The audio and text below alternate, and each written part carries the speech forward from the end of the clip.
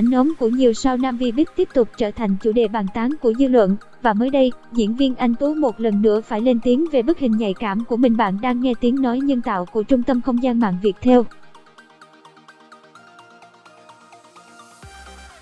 Giọng đọc cung cấp bởi Tập đoàn Công nghiệp Viễn thông Quân đội Viettel.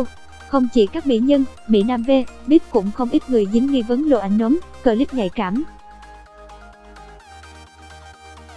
Sao Tiến Vũ, Cao Lâm Viên hay sao nhí đội đặc nhiệm nhà C21 Hà Duy thì hình ảnh của diễn viên Anh Tú cũng được truyền tay nhau một cách chóng mặt, khiến cư dân mạng không khỏi hoang mang. Tiếng nói từ Trung tâm Không gian mạng Viettel.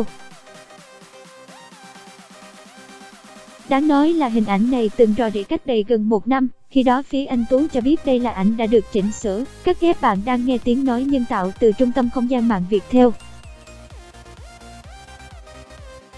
Nam diễn viên cũng không hiểu người chỉnh sửa và tung ảnh này lên mạng có mục đích gì.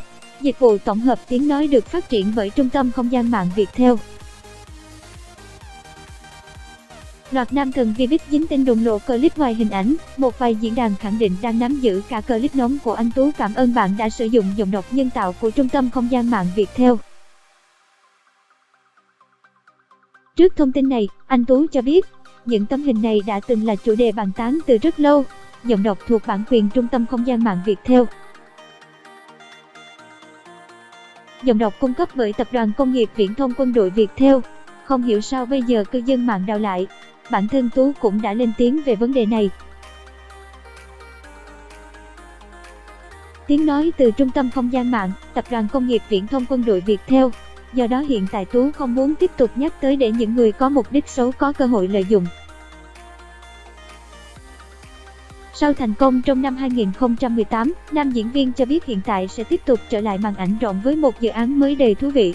Tiếng nói từ Trung tâm Không gian mạng Viettel. Bản quyền của Trung tâm Không gian mạng Viettel.